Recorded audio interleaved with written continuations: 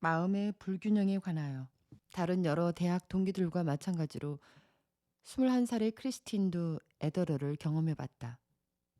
그가 주의력 결핍 과잉 행동 장애 치료에 주로 쓰이는 이 약을 처음 접한 것은 어느 파티에서였다.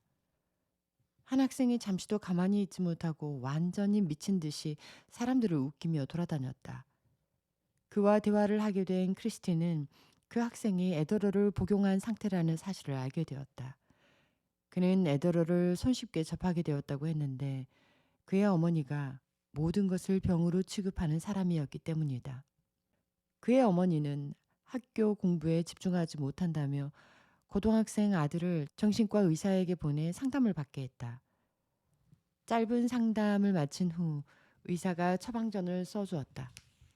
그의 이야기에 강한 인상을 받은 크리스티는 대화를 마치고 돌아오면서 자신도 그와 같은 부류라고 생각하게 되었다. 크리스틴도 약을 복용해보고 싶었다.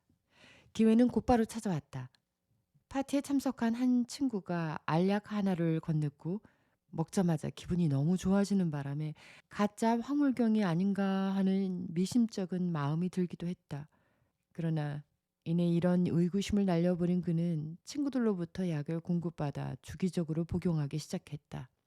차츰 그는 약 덕분에 사회생활도 나아지고 이를 해치우는 능력도 향상되었다고 믿게 되었다. 그 두 부분에서 그는 자신에게 도움이 필요하다고 생각했었다. 비교적 넉넉한 집안에서 자란 그는 고등학교를 훌륭한 성적으로 마치고 엄격한 학사 관리로 정평이 난 명문대학에 입학했다. 그는 도전 가치가 있는 학업과 신나는 대학 생활을 꿈꿨다.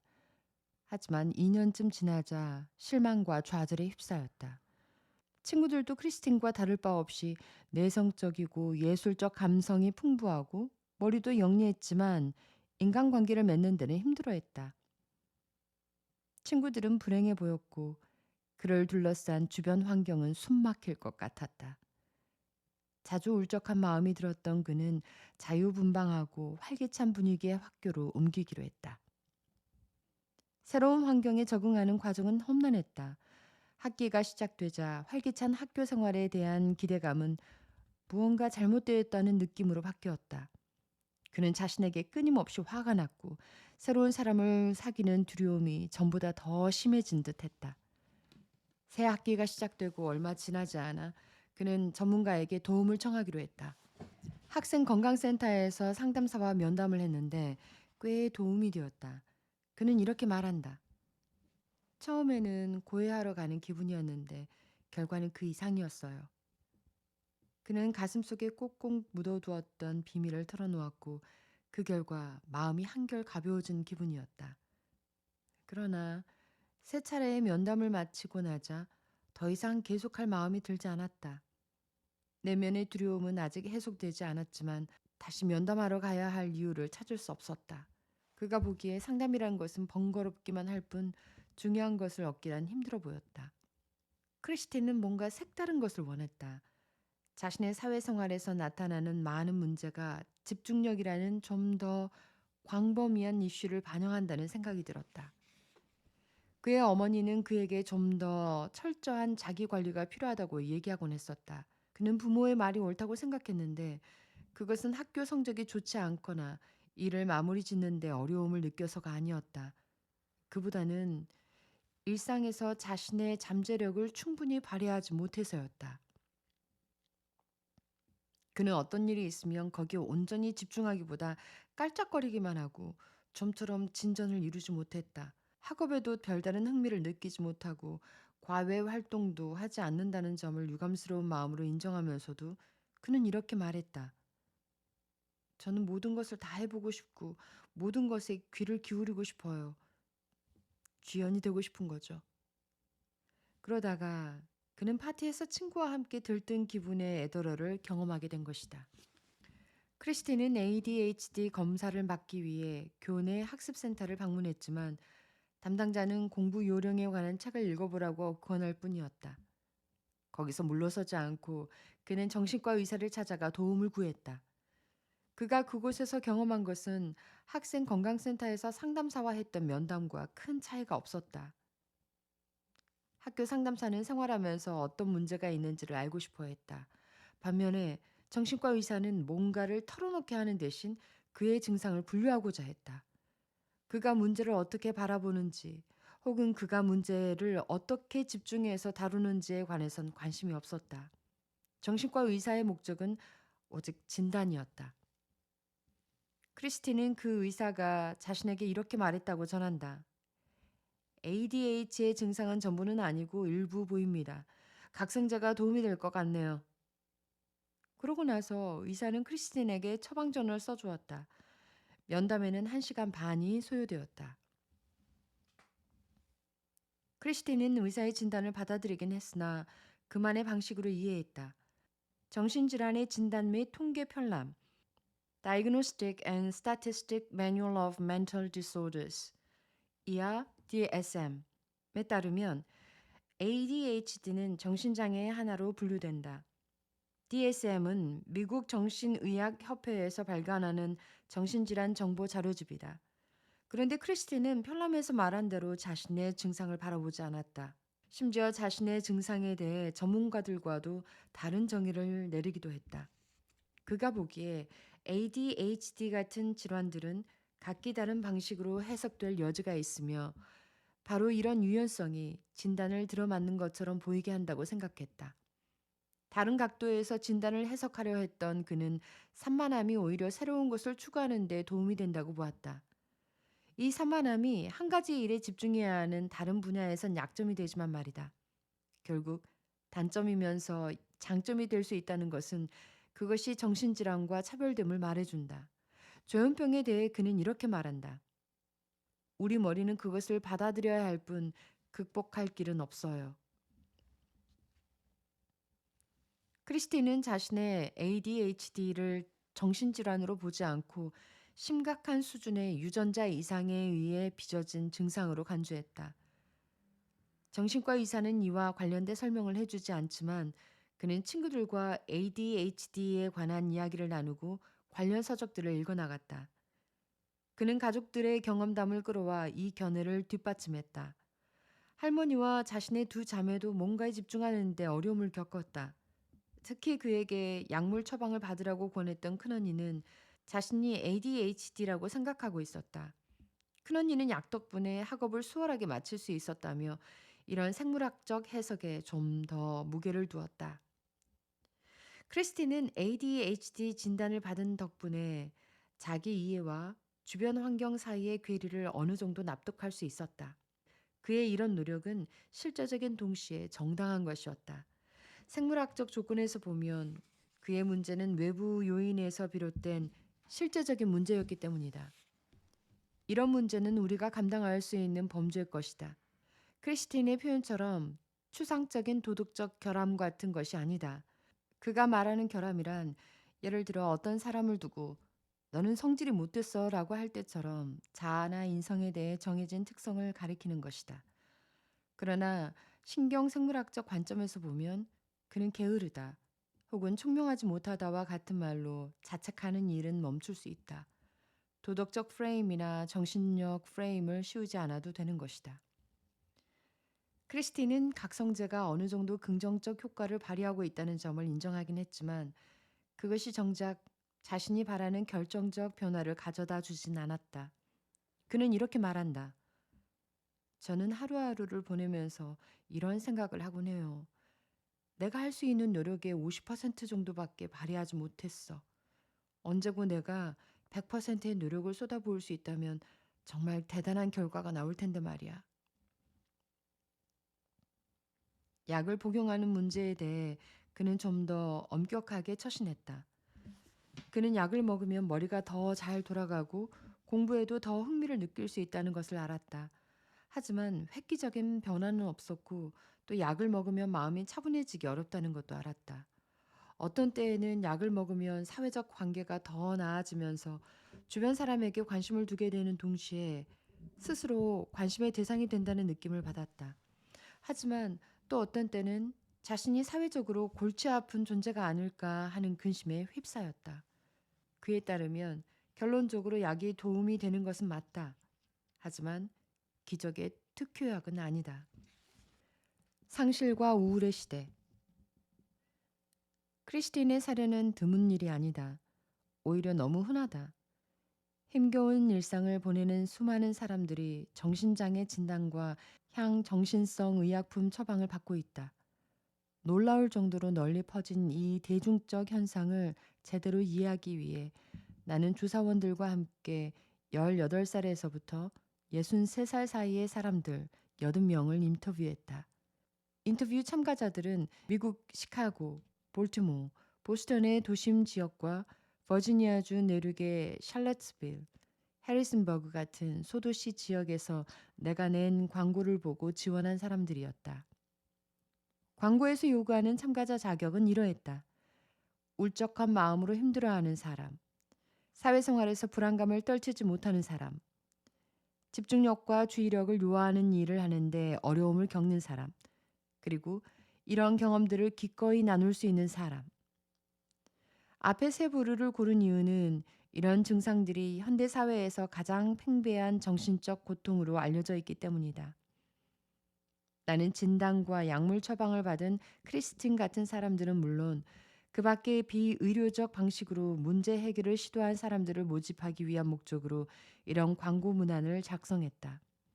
한 증상에 대한 서로 다른 방식의 설명과 치료법을 비교함으로써 난 각각의 설명과 치료법이 가진 특징을 좀 더 체계적으로 이해하고 싶었다.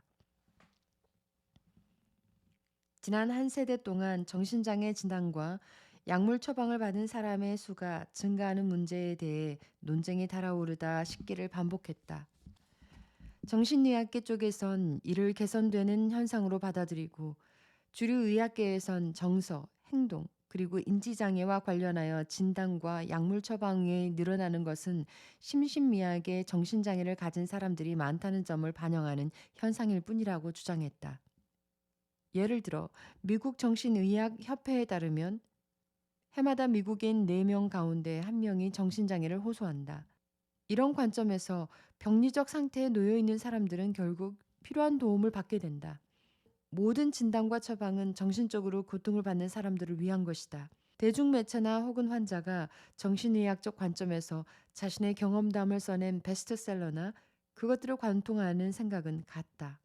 정신질환은 공공이나 임상 영역에서 중대한 문제이지만 정서장애나 행동장애를 진단받는 사람들은 대부분 이런 범죄에 포함되지 않는다.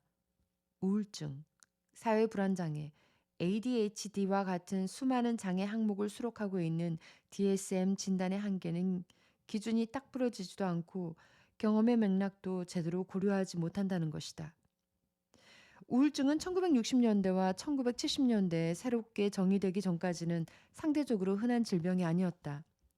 1980년에 DSM 목록에 처음 등장한 사회불안 장애만 하더라도 1990년대 말까지는 거의 알려지지 않은 질환이었는데 DSM에 등재되면서 1000만 명에서 1600만 명에 이르는 환자들이 갑자기 어디선가 나타났다. 결국 이 질환은 미국에서 세 번째로 환자가 많은 정신질환이 되었다. 미국 고등학교 남학생 5명 가운데 1명꼴로 ADHD 진단을 받았는데 이는 가장 높은 역학 추정치를 웃도는 비율이었다.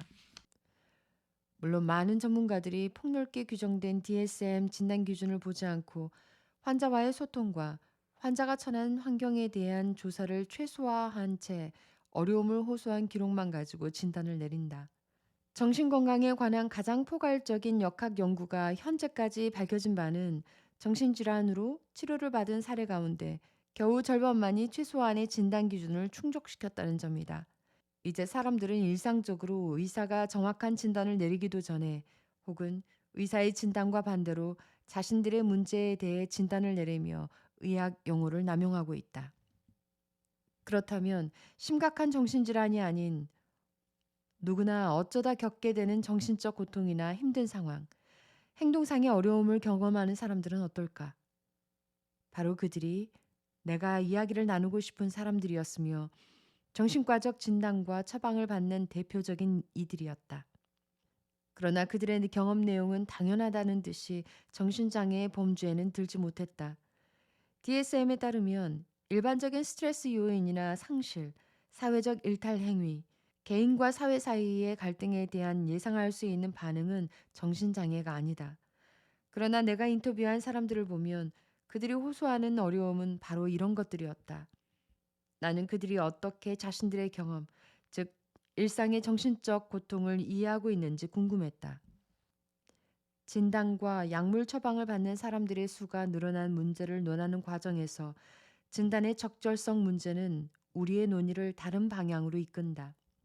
많은 책들과 기사들이 문제로 삼는 이슈는 정신의학적 관점과 의료화, 그리고 누구나 가지고 있는 기질적 질환과 정신장애가 가져오는 고통에 대한 광범위한 치료였다.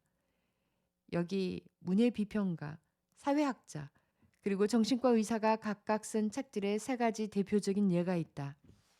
만들어진 우울증, 크리스토퍼 레인, 2009년. 어쩌다 우리는 환자가 되었나, 피터 콘레드, 2018년. 정신병을 만드는 사람들, 엘렌 프랜시스, 2014년. 이런 책들을 보면 DSM 장애 범주가 급격히 늘어난 것, 거대 제약 회사들이 공격적 마케팅을 펼치는 것, 그리고 좀 더 불길한 것으론 이런 회사들이 과학과 임상 연구에 미치는 영향력을 알 수 있다. 이런 책들의 단점은 결국 의사에게 도움을 청하게 되는 어떤 장애 범주에도 들지 않은 일상의 고통에 대해 별달리 해주는 이야기가 없다는 것이다. 그보다 이 책들이 집중하는 것은 전문 의료인과 의료 산업의 움직임이다. 그리고 인간 조건 혹은 정상적 행동을 의료적 관점에서 재정의하려는 거대 조직의 압력과 변화다. 이 책들은 정작 환자들이 실제로 어떤 고통을 겪는지를 헤아려야 하는 지점에선 논의를 멈추고 만다. 이 책들은 사람들의 우려를 애매한 불만 혹은 일상적인 불행 등의 아주 단순한 용어로 규정한다. 혹은 의료 산업이 장애 범주와 치료 여지를 늘림으로써 사람들로 하여금 정상 생활에 불만을 품게 만든다고 본다. 예를 들어 제약회사의 광고는 사람들로 하여금 필요도 하지 않은 약을 복용하도록 유도하는 고도의 기만행위라는 것이다. 왜 유독 개인의 어떤 경험이 별다르게 느껴지고 그에 대해 치료의 필요성을 느끼는지, 그리고 거기에 어떤 고통이 수반되는지에 대해서는 별 말이 없다.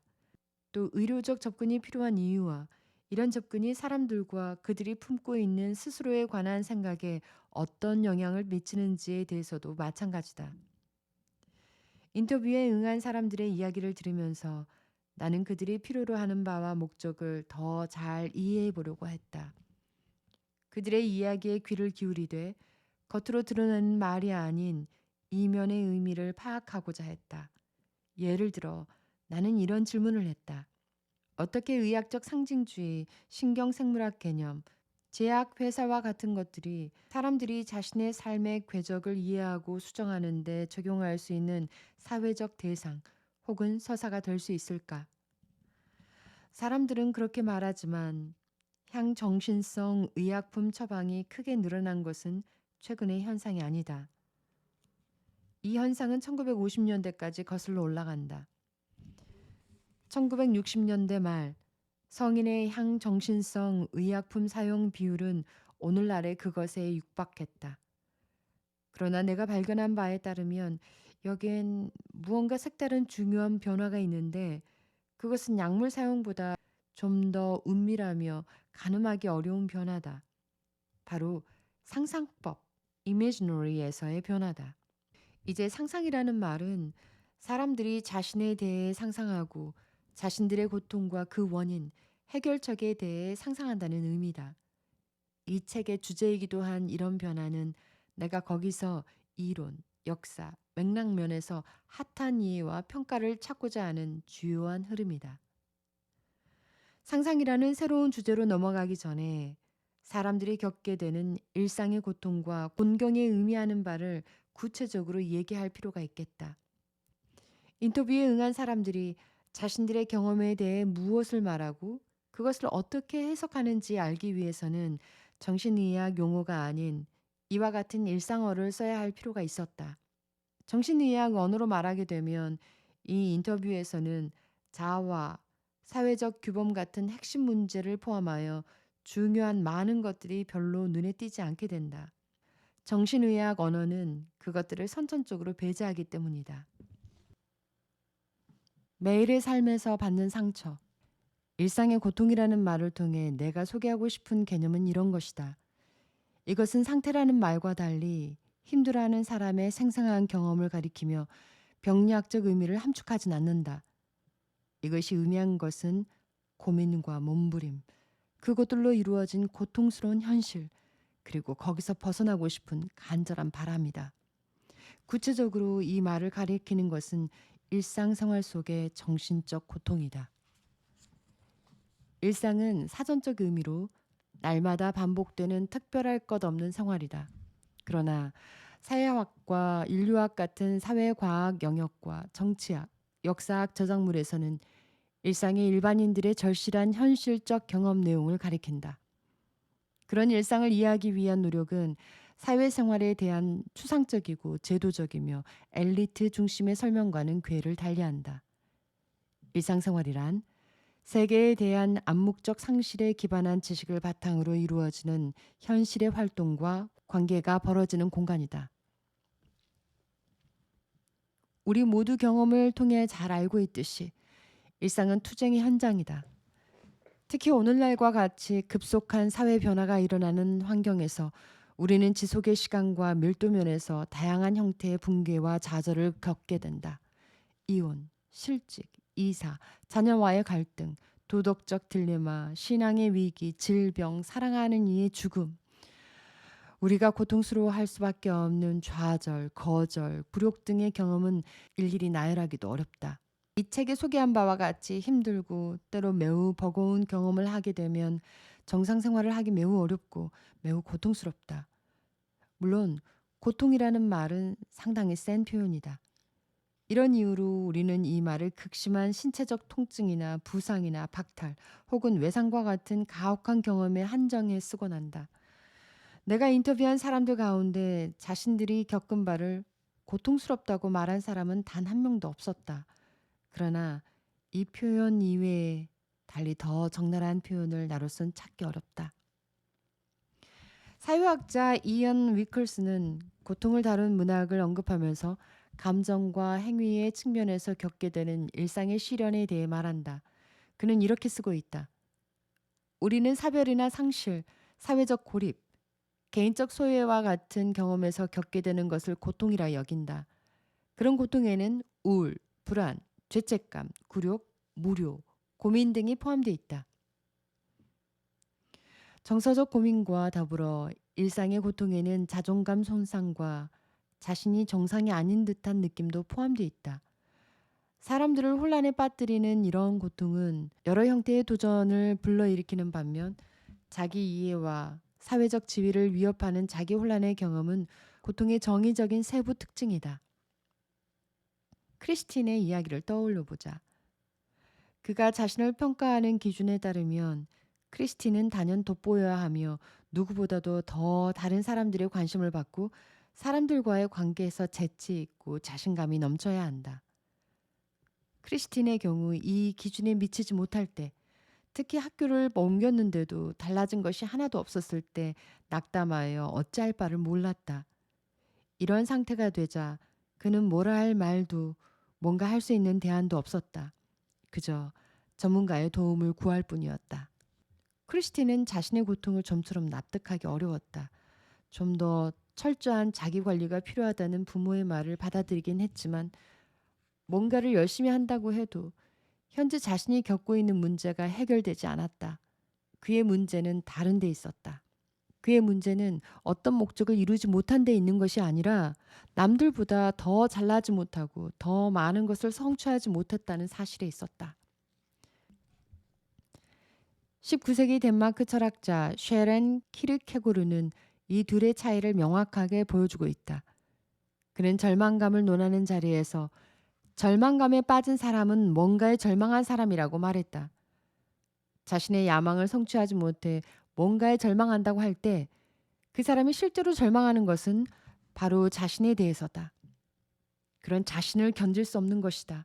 어떤 기준이나 존재의 규범을 충족하지 못해 자신에 대해 매우 기본적이면서도 해석 이전의 문제에 직면하게 된다고 해서 크리스틴이 겪고 있는 바를 두고 절망이라고 하는 것은 다소 과한 표현일 수 있다.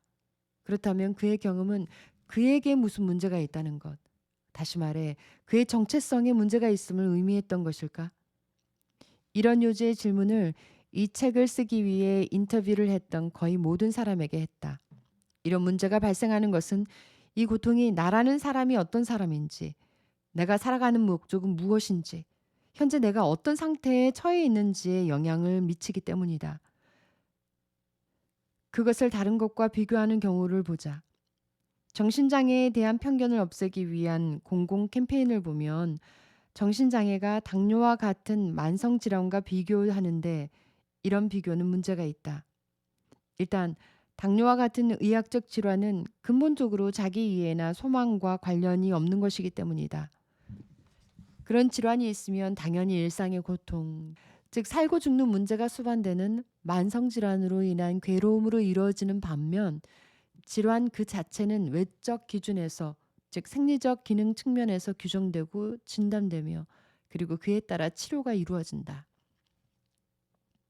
이 책에서 논하는 고통은 다른 것이다. 감정, 인지, 생각, 행동 면에서 일어나는 변화의 경험은 생략적 영향을 받는 것이지만 이런 경험은 자신의 현재 상태와 타인과의 관계가 얽혀 있다. 이런 고통에 대해서는 혈액감사 같은 것이 존재하지 않으며 존재할 수도 없다. 일상의 고통은 그런 식으로 느끼게 하는 것, 혹은 부끄러움, 근심, 실망 등의 감정 경험을 일으키는 원인은 그 고통을 겪고 있는 사람과 무관하지 않다.